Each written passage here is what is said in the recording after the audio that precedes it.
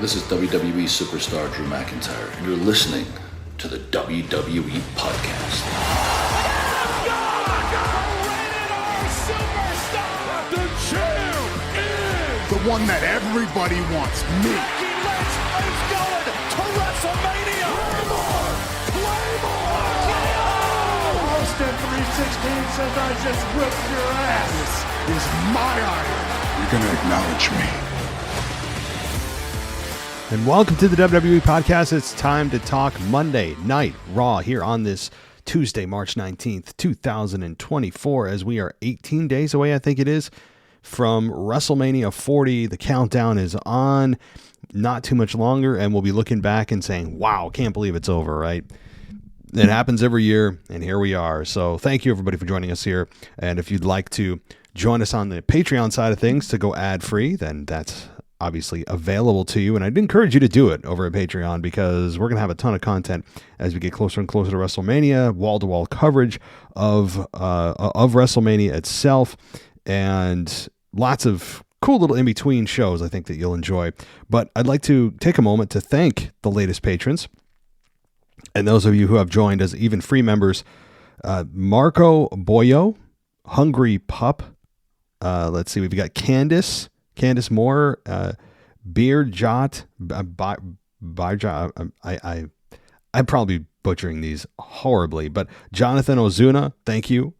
And I think that'll do it. So those are the latest patrons who have joined us over the last week. So shout out to all of you. Thank you. And you can get your shout out and tons of other perks over at patreon.com/WWE Podcast if you'd like to do that, or head on over to Apple. We have a subscription right there for you in the Apple Podcast app if you want ad-free experience. So let's get into Monday Night Raw that came to us live from Raleigh, North Carolina in the PNC Arena. And we got Jey Uso coming out to open the show. And pretty soon after, Jimmy Uso shows up. He called out Jimmy. Jimmy showed up to the crowd. Solo was with him. And Jey being super over. I mean, you forget sometimes how over Jey is. You know, he nearly won the world title at the end of, what was it, the end of May, I think it was? Was it the end of May? No, that's when Seth won it. It was like November, end of November. Seth and Jey had a world title match on Raw. Jey nearly won it in one of his best matches, his singles matches ever. And we had big aspirations for Jey. Just as we had big aspirations for LA Knight. We thought LA Knight was going to be in a U.S. title match. We thought that Jey Uso could be in a potentially world title match, or at least intercontinental, and neither of those materialized. But Jimmy and Jey did a nice job, I think, this week building towards their program at WrestleMania. And while I have said over and over that I'm over the old bloodline Civil War stuff, we never, I guess, get to a Jimmy Jey finale. We never got to their part of the story specifically, and Jimmy has been screwing with Jey for months and months and months. Jey is finally retaliating, but we got some emotion here, and it was well done by both men, including Jimmy, who I've been a bit tough on over the last several months, mainly because his character has been directionless. He's been nothing but a background character for Roman Reigns, and since rejoining the bloodline that we never got an explanation for, he has essentially disappeared. And this week he didn't. This week he showed up. And Jimmy said that he never left Jey. Jimmy said it was Jey's idea to leave the bloodline. Jimmy said Jey went off and became the top wrestler on the Raw brand, which I don't know if that's true, but one of. The top merchandise seller and even a tag team champion without him. Jimmy said Jey forgot him. Jimmy said the biggest moment of Jey's career is because of him. And Jey said the biggest moment of his career would be his dream match at WrestleMania 40 when he knocks the yeet out of Jimmy's ass. Jey punched Jimmy, and then Solo climbed on the apron, and Jimmy took advantage of the distraction, super kicked Jey, and Solo held Jey while Jimmy jawed at him, and then Cody came out to make the save in a non-wrestling attire and not a suit, which was nice, but Cody hit Jimmy at ringside, and he entered the ring and hit Solo with a Cody cutter. And then Cody helped Jey to his feet while Jimmy and Sikoa backed up the entrance aisle.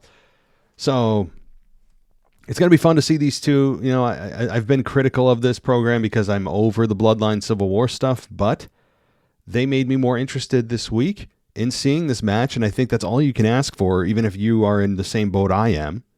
And Jey being able to hold his anger back for Jimmy, who screwed him time and again.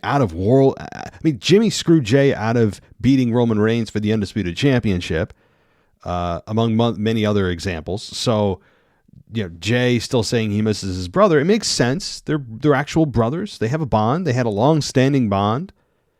But this finally broke down, and Jey punched him, and the super kick happened. Now, I have been tasked with the job of doing an over-under on how many super kicks we think we're going to see in Jimmy versus Jey at WrestleMania.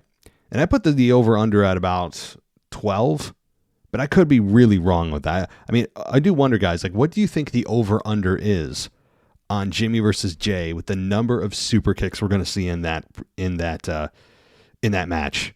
Maybe 15 is the over-under in total, right? I mean, it's almost a guarantee that's at least double digits, but still, beyond that, this did make sense, and Jimmy came with some passion. Jimmy came with the idea that he's the victim, that Jay's the one that left him. And, actually, that really wasn't the case, as Jay left SmackDown so he could get away from the bloodline and, dealing with the consequences of leaving that group. And he super kicked his brother and said, "Deuces, I'm out." And then that's when Cody brought Jey to Raw several weeks later. So, Jimmy in his own mind is a victim here, but obviously the crowd is siding with Jey, and they should. This has been a very well told story with Jey specifically. They've done a really nice job managing him and making him feel like living up to his name of being main event Jey Uso. He does feel like a main event, and I was a bit skeptical of naming anybody main event anything, because you become a parody of yourself when you don't main event. It's a very big, easy target on your back. When you don't main event, someone could easily just make fun of what you call yourself, yet you're not that.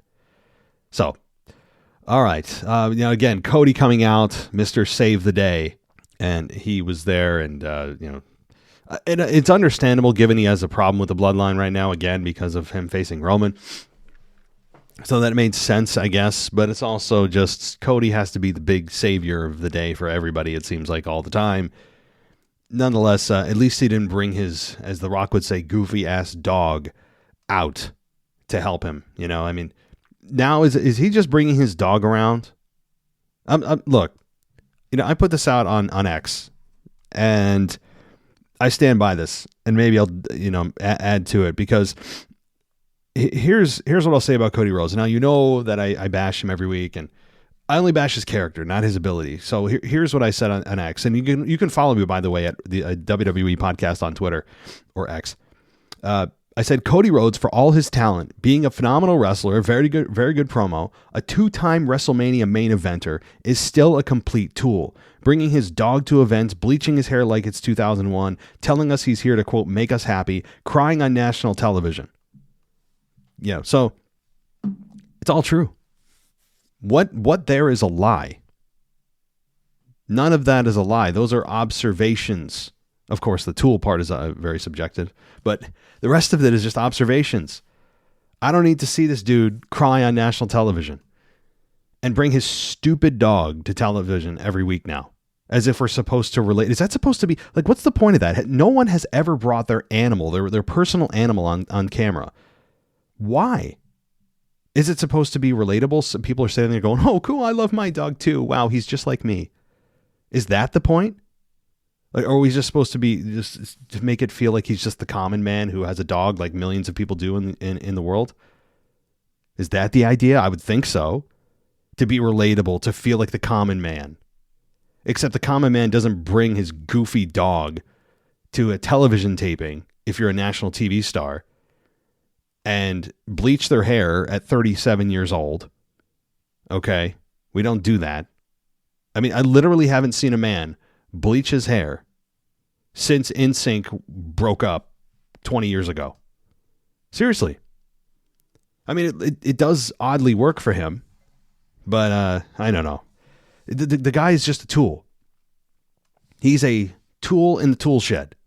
Now, he's a very good tool, right? Again, I can admire his abilities. I can admire how good he is on the microphone at times, how good he is in the ring, ultra talented in the ring. I mean, he is a multifaceted wrestler beyond what a lot of the guys on the roster are capable of in terms of in-ring, telling a story in the ring, selling, making his opponent look good, emotion. He is good at all of that. But we can also say he's just a dork. Is that a better way to put it? Maybe just a dork? Maybe that's a more adequate way to put him. He's kind of like I don't know. I don't know, man. I don't know how else to put it. So, I mean, I'm tired of seeing his dog and anyway, let's move on. I get on these Cody tangents. It's just kind of par for the course on my Raw reviews. Let's move on. We got a lot more to talk about. We got then, let's see, DIY. Well, Paul Heyman was backstage speaking with Adam Pearce and said that he's here on official business. And so we'll figure out what that is later. Creed brothers then come out. They have a tag team qualifying match for the six-pack challenge at WrestleMania, ladder match, against DIY. Johnny Gargano and Tommaso Ciampa. This was a treat. I mean, 18 minutes of just great wrestling. Yes, the characters on both teams, all four men, are very shallow, meaning we don't know much about them. We don't have a whole lot of emotional attachment to the characters. At the same time, when you don't have a whole lot of character development, you don't get a whole lot of mic time, they make up for it by having absolute stellar matches, by telling their own story in the ring, showcasing how good they are. I mean, these four men are just a joy to watch. And I've been wondering where the hell the Creed brothers are, who just fell off the face of the earth. Now they're back, but they were there to just lose to DIY. So I don't know what they're going to do at WrestleMania, unless there's some kind of, sometimes there's that second chance. They have that a lot of times with like Fatal 4-Ways or, Elimination Chamber matches. Perhaps that sixth spot will be a second chance match with the losing teams. I mean, that's my guess. Maybe like a representative from each team has a fatal 4-way match and that person's team goes on to WrestleMania for the sixth and final spot. Just kind of spitball on ideas. So it's still possible we see the Creed brothers involved in the ladder match, which I don't know how you don't include them. How do you not include the Creed brothers? Brutus and Julius. How do you not include these guys? Seriously, I mean, based on every single performance that they've had, which has been stellar almost every single time. Can you imagine what they do at WrestleMania with a bunch of other guys who are ultra talented with a ladder in the middle of the whole thing? So it's almost unfathomable that they don't include the Creed brothers somehow. It also would be a great place to showcase new talent.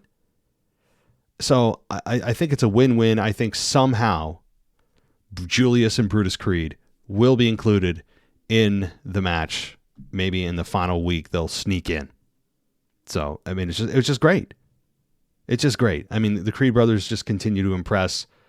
The double ankle lock into the crossface that you thought was it, right?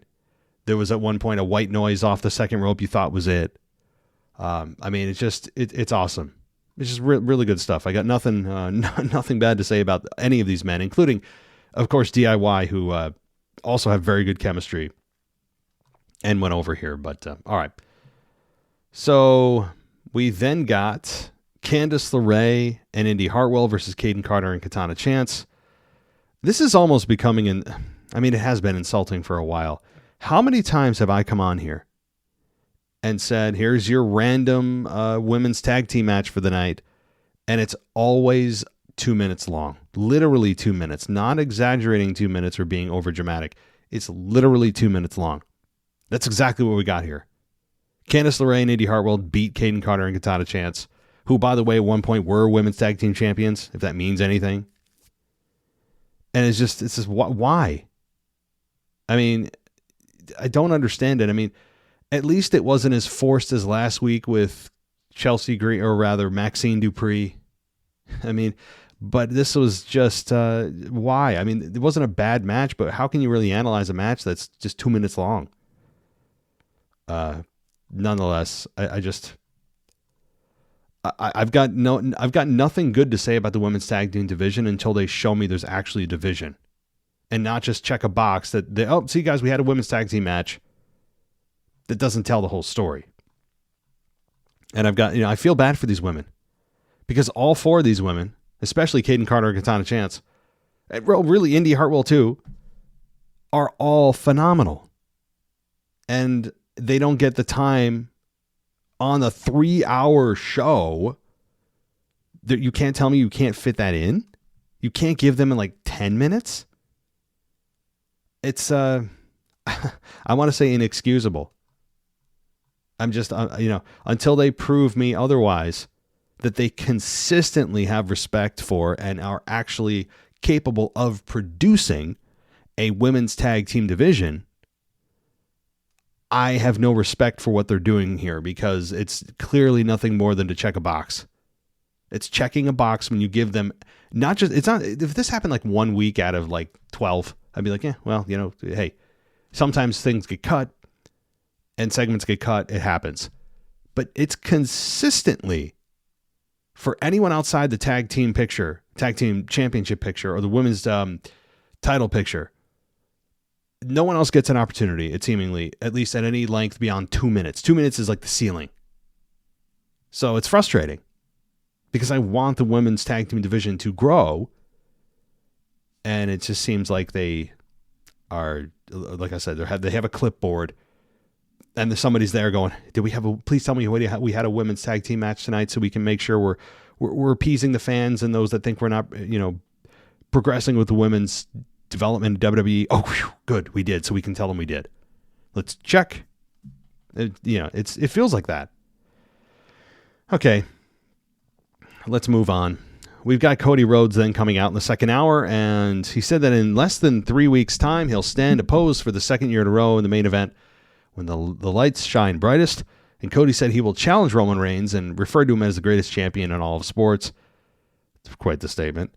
Cody said he and Reigns will have a little conversation on Friday's SmackDown, and said there are complications, namely The Rock. He called The Rock's concert entertaining and said it's too bad he didn't want to be at this Raw, which, by the way, guys, speaking of that, The Rock is going to be on Raw April 1st in the Barclays Center in Brooklyn. And that's confirmed. This isn't innuendo or speculation. This is directly from The Rock's page.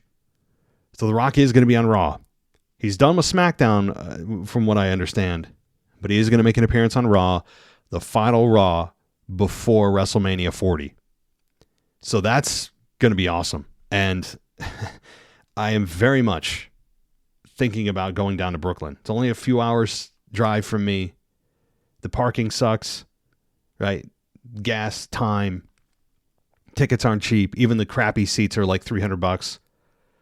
But it's pulling me towards Brooklyn. And I'm really, really thinking about it. I'm trying to test the waters with my wife, and see what she thinks. Obviously, money and time and all those things factor in, and just life events. And so I'm trying to see if I can squeeze my way down to Brooklyn for April 1st Raw. Because, boy, I mean, to be able to see The Rock live, it's one of those deals that it may be, when you go, the last time you see him live. Ever. Yeah, that's how big of a deal it is. So I may try to squeeze my way down there into the Barclays Center. Now, I have a little bit of love for the Barclays Center, because that's also the last place that I saw Stone Cold Steve Austin at Raw 25, when he stunned Shane, stunned Vince. And they had that dual broadcast at the Manhattan Center as well. So it seems to be a special place for some of the biggest stars for WWE to make their returns. And this one seems to be one that's really tempting me. Really tempting me.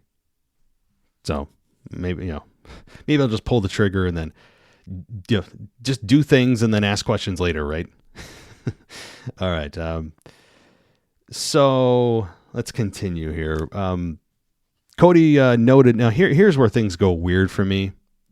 And not just because it's Cody, although it doesn't help that it's Cody. It kind of makes things worse. But I don't care who it is. I don't care who is saying this. I don't even care if The Rock was saying this on WWE TV. I'd find it just uncomfortable. And here's what Cody said, and I'm paraphrasing. He noted that The Rock referred to himself as, quote, our favorite heel. Cody said it's an insider term and we all know what it means. Cody, please stop the pain. Right there, please stop the pain. Here's what I can appreciate what Cody's doing by trying to be real, right? By breaking that fourth wall, by just making this feel as authentic as possible. But sometimes you can go too far and almost pull that curtain back all the way, and then at the same time try to also pretend you're still in character. You can't do both when you go that far. You don't say heel and babyface on TV. You just don't do it. I'm all for authentic, feeling organic storylines, things that feel real. I'm all for that. But there comes a limit. There comes things that in terms that you just don't say. It takes you out of the moment.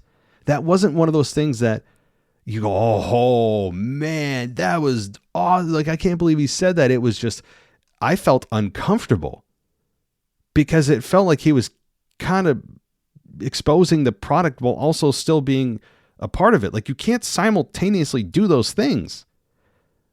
I'm not offended by it. I'm not saying, well, these things are off limits. How dare he? It's just, it makes the product feel lesser. It devalues the thing that he's actually doing. So again, I understand the intent behind it.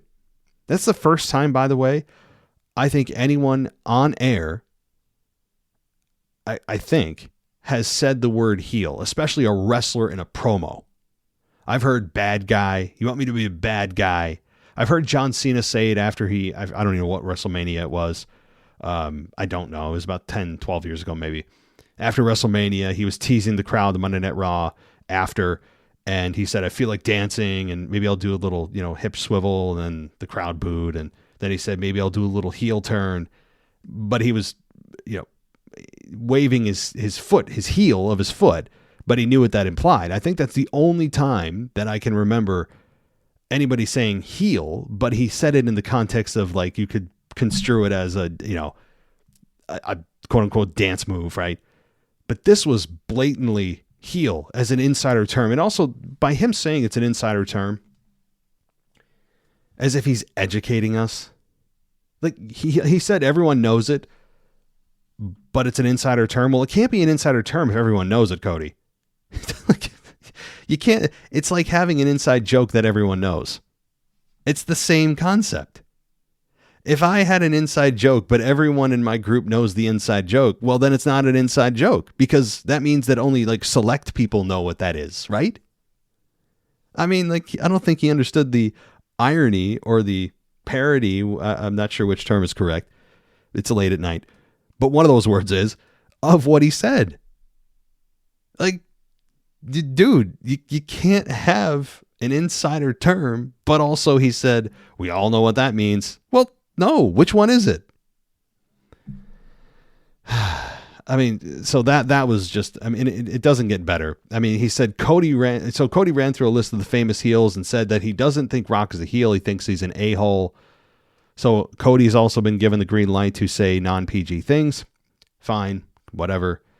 I mean, I mean, it's fine. It's a fine line. But again, I don't need a list of the famous heels. Okay. I don't need a list of them. Ric Flair, right?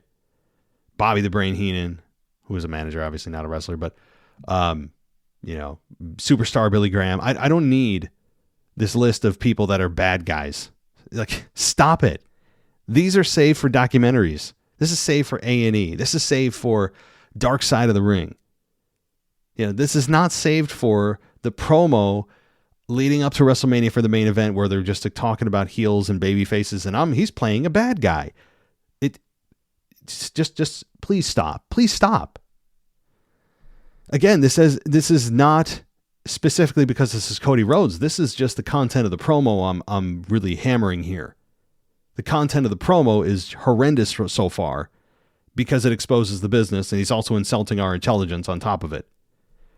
So Cody told Rock and the $7 team not to get upset.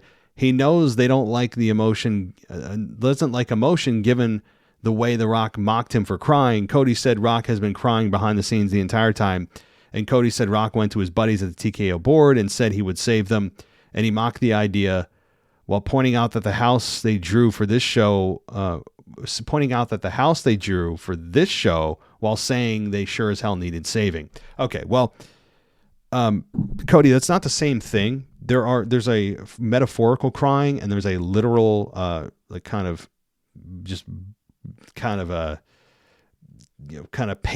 know what the word is. I almost cussed. Kind of like a more feminine way of crying. And that's just the way it is, right?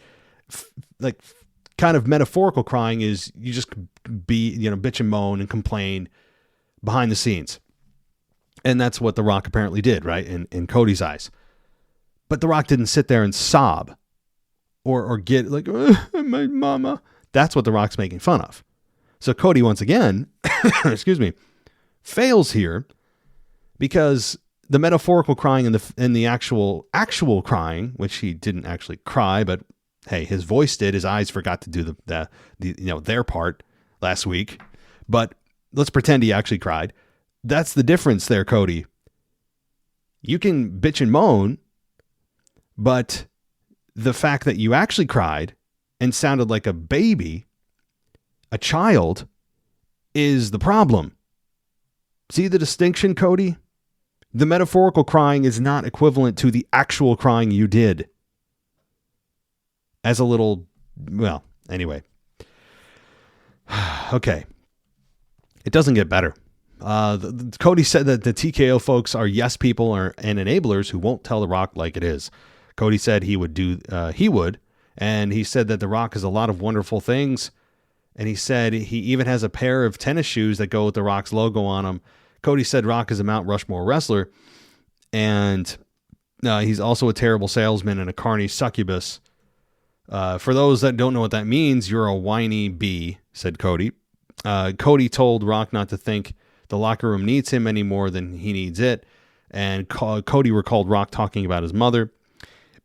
Cody said he knows Rock's mom and said that she's the salt of the earth, and recalled helping her by helping him chop Kevin Owens in a dark match. So there's another insider term that you never hear.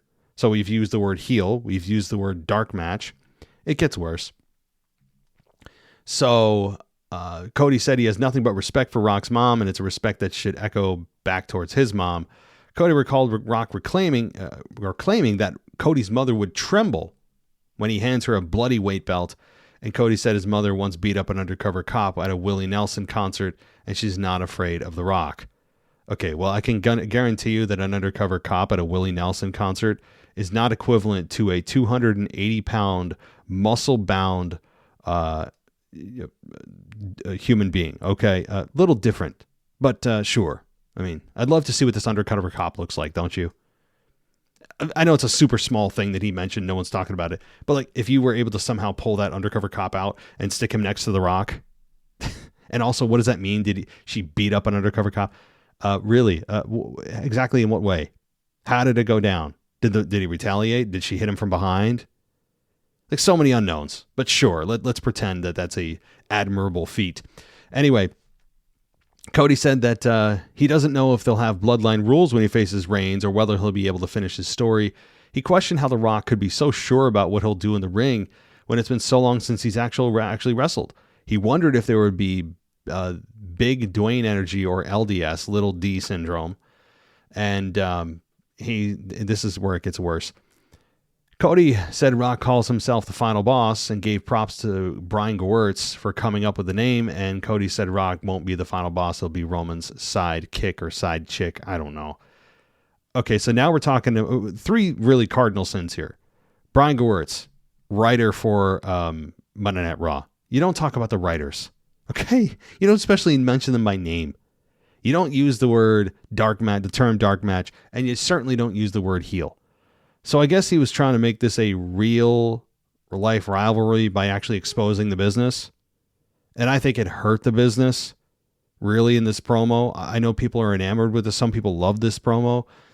I think it was embarrassing for the business. Cody did a good job executing. See, this is where I have very, see how I'm like conflicting on the execution that Cody has on a lot of things, but also totally disagreeing with what's said or done. You know, like I don't always have to be hating the segment and the execution. It's a lot of times, more often, disliking the content and direction, but also appreciating the effort and really applauding the execution. So like both of those things can be true, which has always been what's weird about Cody Rhodes. So I think he did a really nice job executing. I just totally disagree with all of those things that he said of, exposing the business, talking about writers, I know John Cena did one thing in his promo with, or his rivalry with The Rock. I remember what he did, where he talked about how, he named one of Rock's writers by name, and Hiram or something, I think it was, how he said, that's who comes up with all of his jokes. So this thing has been done a little bit before, but not Brian Gewirtz. Brian Gewirtz, obviously that name rings a bell to many people, and then talking about insider terms, you just don't do it, man. Anyway, Heyman walked up to the steps and Cody stopped him, and it ended with essentially Heyman saying that Roman will be there alone. You have my word on SmackDown, and Cody agreed to do the same. So we'll see if Roman keeps his word. You obviously know Cody will. So it's good to see, though, that despite all this, Roman and Cody are going to have a one-on-one conversation with, of course, Paul Heyman to be the kind of Roman's crutch. And that's a good thing. That's a good thing. I'm really looking forward to seeing what these two have to say to each other, as we will at that point be just 2 weeks out from WrestleMania. Okay, let's see here. So now the review I'm reading from an unknown website says that Cody cut an outstanding promo on The Rock. The Rock has hit hard, and Cody hit back even harder. No, he didn't. No, he didn't. He simply didn't. At what cost? Like, well, at what cost did Cody hit back harder? Hit back harder in what way? Okay, then we get, let's see, where are we at? Dominic Mysterio with JD McDonough versus Ricochet, and Ricochet beat Dom in 7 minutes and 20 seconds. The finish of this saw Ricochet kick McDonough off the apron, but Dom took advantage of the distraction by kicking Ricochet from behind. Ricochet came right back with the recoil and scored the victory. And then after the match, McDonough went after Ricochet, who caught him with a kick, and then went backwards over the top rope and landed on his feet at ringside. And then Cole spoke about how Ricochet has been embarrassing the Judgment Day. So, and Ricochet on a little bit of an ascent here. I mean, I think Ricochet, when we look back at his career, some of us may look at it, if it ended today, Ricochet's career might be highlighted by a Logan Paul rivalry. Seriously.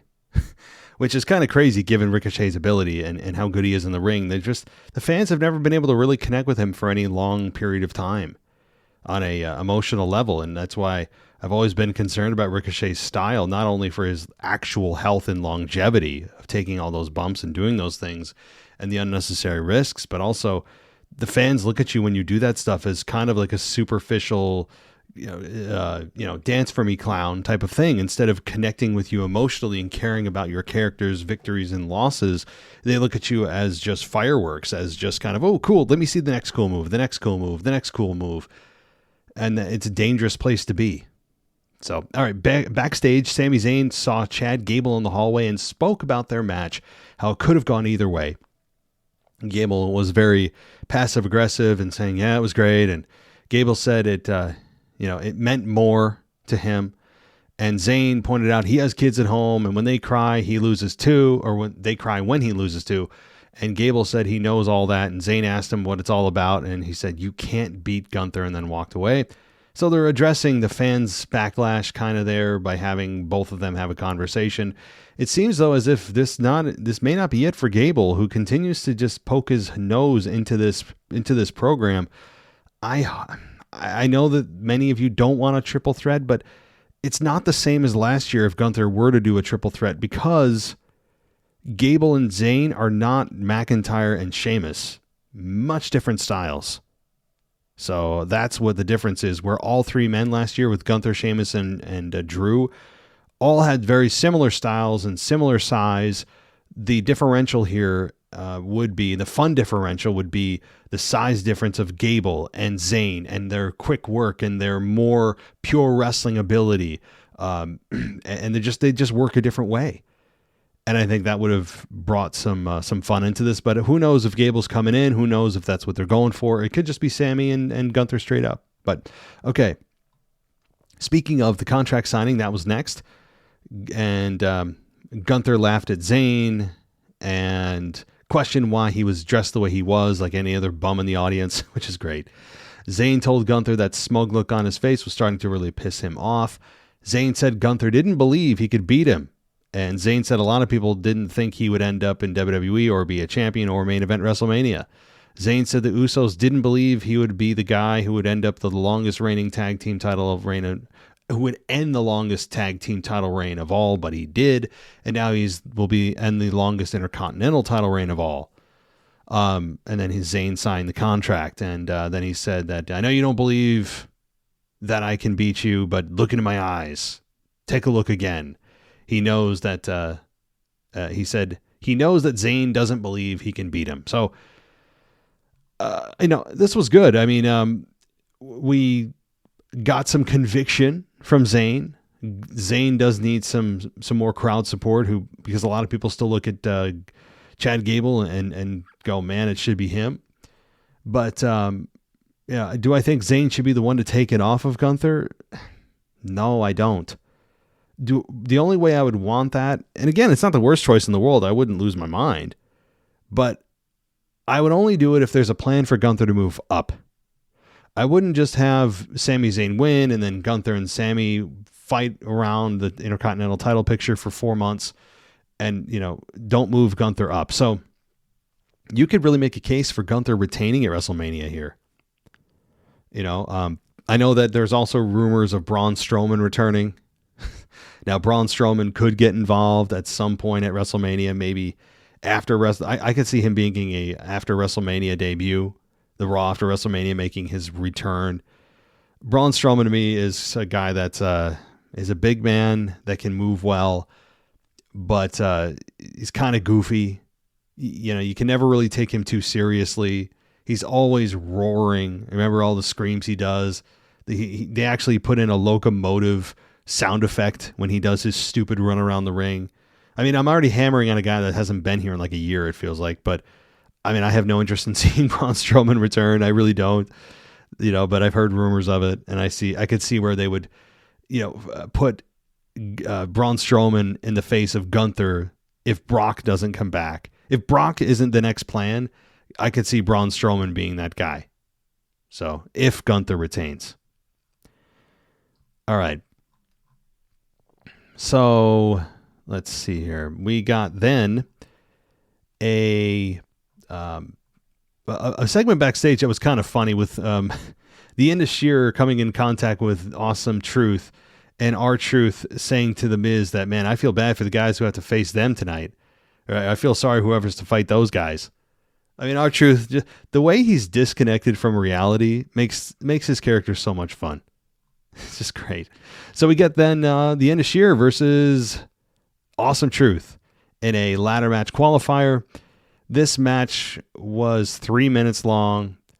It's the outcome we all expected, with R-Truth and The Miz beating Indus Sheer, which I didn't know means Indian Tiger, so I appreciate that from, I think it was Cole.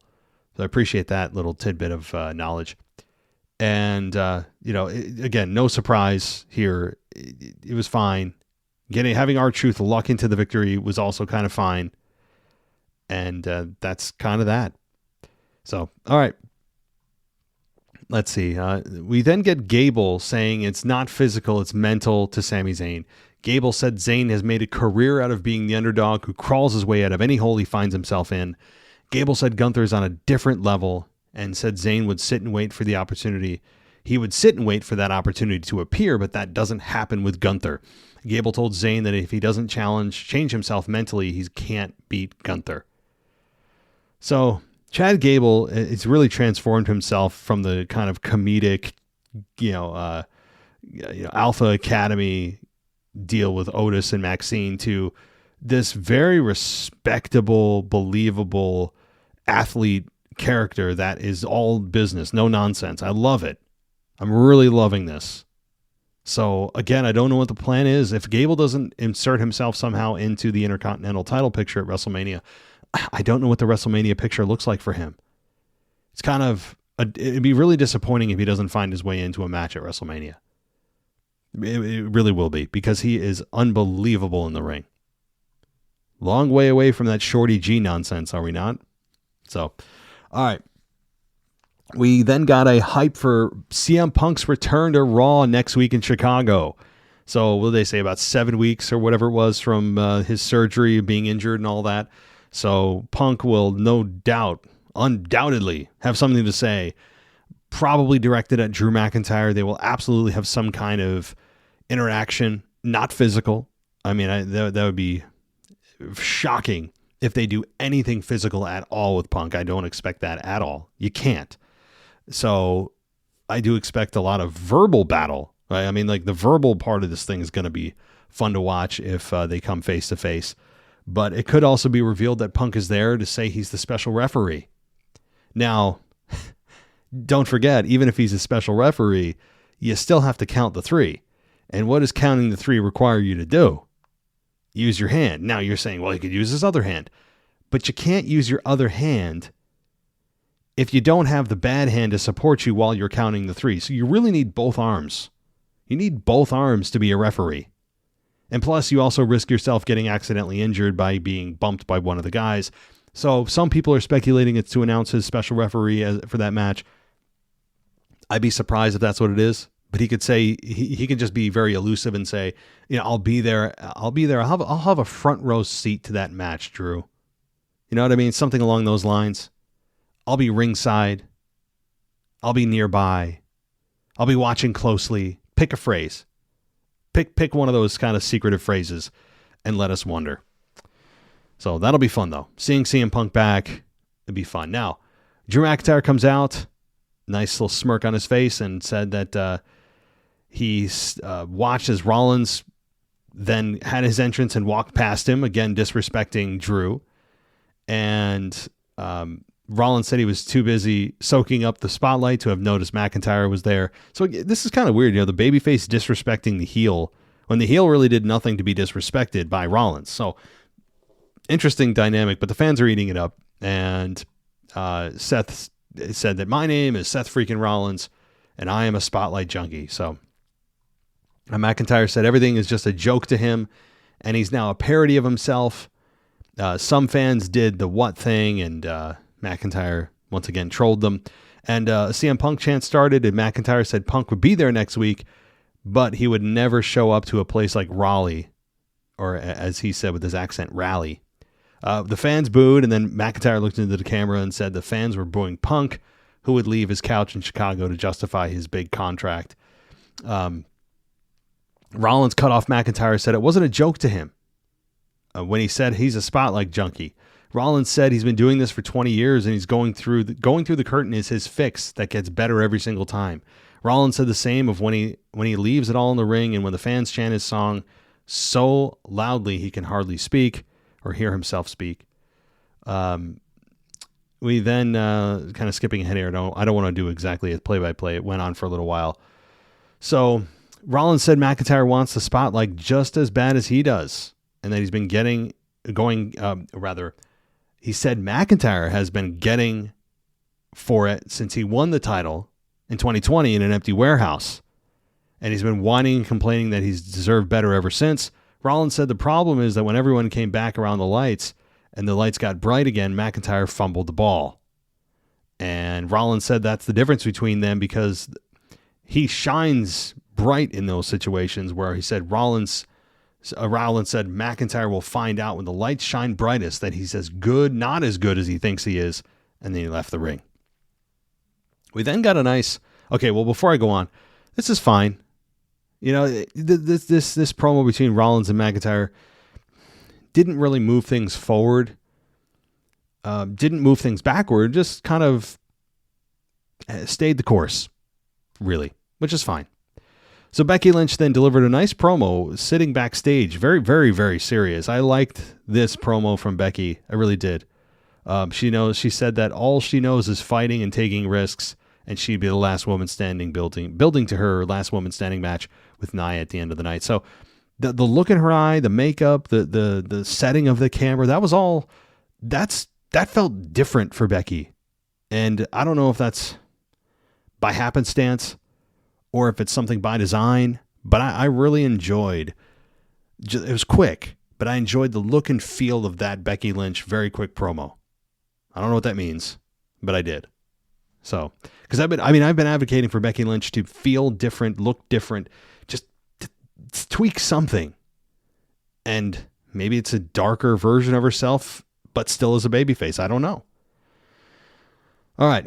So the New Day then came out, but The Rock, The Rock, I didn't see. They must have cut it off Hulu.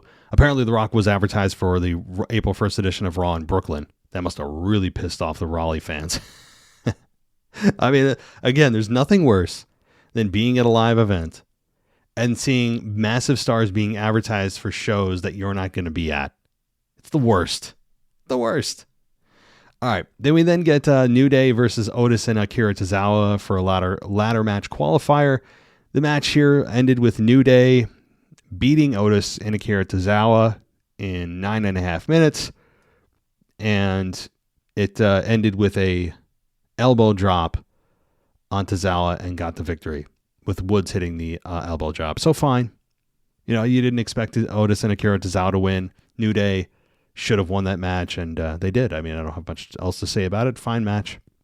Crowd seemed to be into Otis a little bit more than I expected.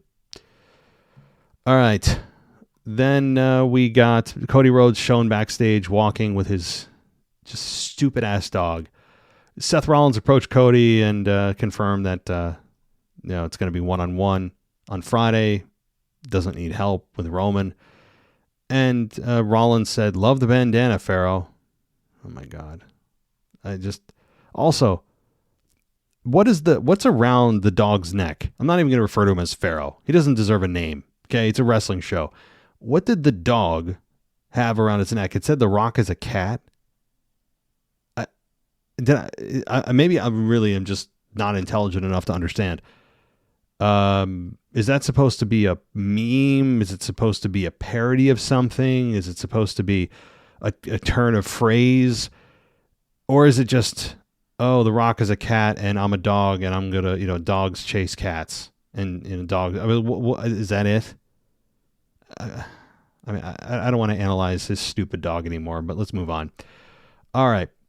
So Becky Lynch comes out in the last woman standing match here.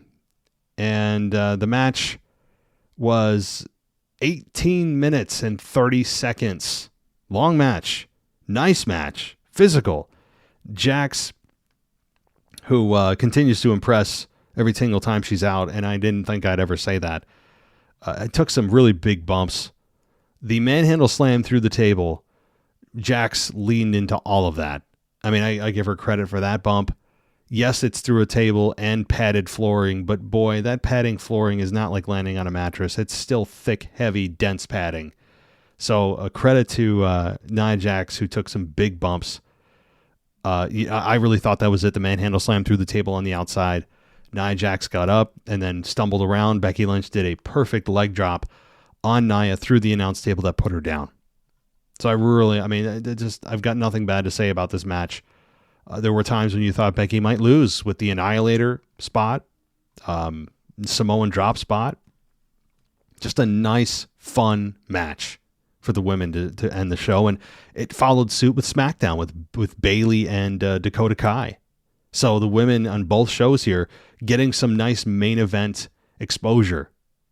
It doesn't always have to be about Rock, Roman, Seth, Cody. Rock, Roman, Seth, Cody. So it's nice. It's a nice change of pace. Rhea Ripley then came out and just jaw-jacked with Becky Lynch, who had a nice... I will say this. I've been critical about this match. that I feel very blah about it. I feel like I should be more excited than I am. This week for me, slightly increased my excitement for the match. Not to a point of, oh my God, I can't wait, but more of like, okay, I'm starting to get into this a little more. With the intensity of Becky, with the match she had with Nia, Rhea and Becky going face to face, the video packages. I mean, they're starting to get there. It's just taking longer than it should. So they got a couple weeks left. We'll see if they can get it to a boiling point. But hey, I thought it was a very strong main event. Hats off to Nia Jax, hats off to Becky. And I think it was a successful Raw overall.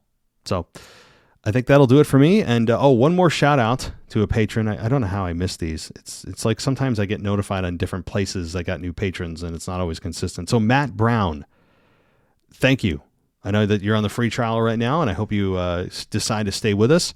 You can also get a free trial, guys, for a week. You want a totally free 1 week experience with no ads on this show? Wouldn't that be amazing?